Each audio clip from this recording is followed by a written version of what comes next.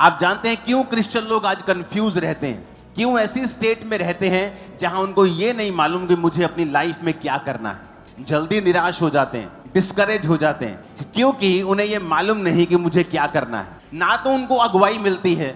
अगुवाई क्यों नहीं मिलती? क्योंकि आपने अपने आप को बहुत से इस दुनिया के अफेयर्स में घुमाया हुआ और छुपाया हुआ है। जब भी आप देखेंगे आपकी लाइफ में छुटकारा आएगा ना, आपके अंदर से आएगा। आप संतरे के पेड़ को जितना मर्जी बाहर से जोर लगाओ, बाहर से आप संतरा लगा नहीं सकते, वो निकलेगा वो उसके अंदर से ही। उसी तरह से जो चेंज होगा, छुटकारा होगा, सबसे पहले आपके अंदर से शुरुआत होगी उसकी। लेकिन आज अगर एक क्रिश्चियन निराश क्यों है या वो कंफ्यूज क्यों है? क्योंकि उसे मालूम नहीं कि मुझे अपनी लाइफ में नेक्स्ट स्टेप कैसे लेना है। अब नेक्स्ट स्टेप क्या लेना है, मुझे कौन सी पढ़ाई करनी है, कौन सा बिजनेस करना है, कौन सा स्टेप लेना है, कब लेना है, ये मालूम क्यों नहीं? क्योंकि उनको ये नहीं पता कि परमेश्वर मुझसे चाहता क्या है। पता क्यों नहीं? क्योंकि परमेश्वर के साथ वैसा कनेक्शन नहीं है आपका।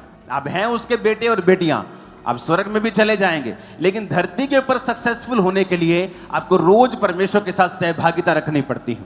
आप जानते हैं जब आप वर्शिप करते हैं, लोगों को लगता है, आप भी आज भी अगर चर्च में देखो, मैं सालों से कह रहा हूं, आज भी अगर आप चर्च में देखोगे तो 40% लोग वर्शिप के बाद आए होंगे चर्च में आज भी। क्योंकि लोगों को नहीं मालूम वर्शिप करने का महत्व क्या है, या वर्शिप उन्हें लगता है चर्च में फिर पहले गीत चलेंगे, उसके बाद प्रचार होगा। हम प्रचार के समय जाते हैं, उन्हें लगता है बहुत कूल चीज है कि प्रचार के समय जाएंगे। वर्शिप करने में जब आप वर्शिप करते हैं, वो स्तुतियों में विराजमान है। जब आप उसकी स्तुति करने लगते हैं, उसकी प्रेजेंस आप पे उतरती है और तब परमेश्वर का आत्मा आपसे बात करता है। लेकिन लोगों को वर्शिप का मतलब नहीं पता। उन्हें लगता है कि चर्च में जाएंगे, इतना लंबा यार चर्च की मीटिंग है, हम ऐसा करेंगे, हम टेस्टिमनीज के बाद जाएंगे। कुछ लोग बोलते हैं टेस्टिमनी के टाइम जाएंगे, वर्शिप के बाद जाएंगे। और चर्च के 40% लोग वर्शिप के बाद एंटर करते हैं चर्च में आज भी। चाहे गिनती बड़ी हो गई है, अब हजारों एंटर कर जाते हैं, वो बात अलग है, लेकिन अभी भी वो सिस्टम बना हुआ है सालों से कि वर्शिप करने का जो इंपॉर्टेंस है लोगों को पता नहीं। वो कहता है मैं स्तुतियों में क्या हूं?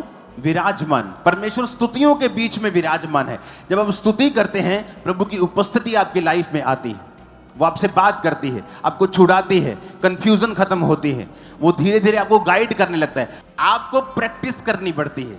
किस चीज की? प्रभु के साथ रहने की। हमेशा क्या वर्शिप कर रहे हैं तब परमेश्वर की उपस्थिति को आप महसूस करते हैं। आप फिर बाइबल पढ़ते हैं, आप फिर प्रार्थना करते हैं, आप जाते जाते भी गैर भाषा में प्रार्थना करते हैं। आप प्रभु को लगातार इनवाइट कर रहे होते हैं और लगातार कॉन्शियस होते हैं कि परमेश्वर मेरे संग है, परमेश्वर मेरे संग है। तब शुरुआत होती है। एक दिन वो छोटी सी बात करेगा और आपके 10 पुश्तें चेंज हो जाएंगे। मैं आपको बता रहा हूं, इस सेवकाई में आने से पहले, इस जगह में आने से पहले 7 साल में मैंने 8 जगहें बदली हैं चर्च की। जो जगह लेते थे भर जाती थी। अब क्या करें, अगली जगह। अब जगह भर गई और पैसा नहीं था चर्च के पास कि अपनी जगह ले, तो रेंट पे होती थी। कभी कोई यूज करने के लिए देता था, कभी मेरा कोई पर्सनल छोटा सा प्लॉट था वो यूज किया, वो छोटा सा भरा। ग्राउंड यूज की, ग्राउंड वाले बोले आपने कब्जा करना, मैंने कहा हम कब्जा छोड़ के आए, कब्जे नहीं हम करते। फिर अगली जगह, फिर अगली जगह, फिर अगली जगह, अगली जगह, फाइनल ये जगह आते आते 8 जगह ही मैं चेंज कर चुका था। अगर मैं कंफर्टेबल मुझे रहना होता तो वहीं मैं 2000 लोगों की चर्च बनाता, एसी चर्च, एसी घर, आराम से रहता, क्या प्रॉब्लम थी। लेकिन जब परमेश्वर की वर्शिप आप करते हैं, लगातार प्रभु के साथ रहते हैं, वो आपको बताता है कौन सा स्टेप आपने कब लेना है। आपकी ग्रेटनेस परमेश्वर की उपस्थिति और उसकी बात के पीछे छुपी हुई होती है। और कितने लोग हैं जो घरों में वर्शिप करते हैं? बहुत कम।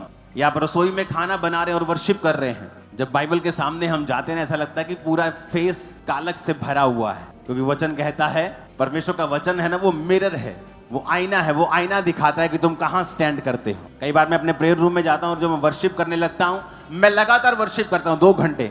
गीत चल रहा है, मैं वर्शिप कर रहा हूं, बीच में प्रेयर कर रहा हूं, वर्शिप कर रहा हूं। वर्शिप इंपॉर्टेंट है।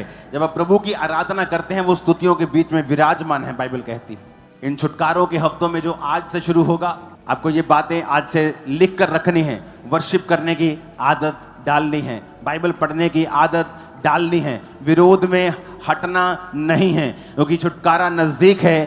शैतान चाहता है आपका छुटकारा ना हो, लेकिन आपका छुटकारा होगा यीशु मसीह के नाम में। और हर एक व्यक्ति का छुटकारा होता है, तो परमेश्वर छुटकारा देगा। रास्ता यही है। रास्ता वचन के बीच में से होकर जाता है, उसकी उपस्थिति के बीच में से होकर ही जाता है। आज से ये कलीसिया एक और प्रार्थना करेगी।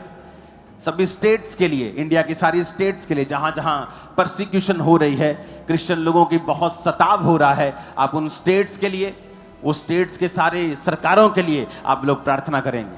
आज के बाद इस पॉइंट को भूलना नहीं है, क्योंकि उन मसीह लोगों को आपकी प्रार्थनाओं के, मेरी प्रार्थना की जरूरत है। हम ऐसा नहीं सोच सकते यहाँ सब कुछ ठीक है तो वहाँ सब कुछ ठीक नहीं, तो हम ठीक है तो सब ठीक है। लेकिन हमें दुखों में शामिल होना है, हमें प्रार्थनाओं में शामिल होना है, जो कर सकते हैं उन्हें करना है। जब भी आप प्रार्थनाओं में बैठें, खास तौर पे अपने सेवकों के लिए, चर्च के लिए, ये चर्च के लिए, बाकी स्टेट्स के लिए, उनकी चर्चेस के लिए आपको प्रार्थनाएं करनी है। और मेरा विश्वास है परमेश्वर बदलाव लाएगा। आमीन।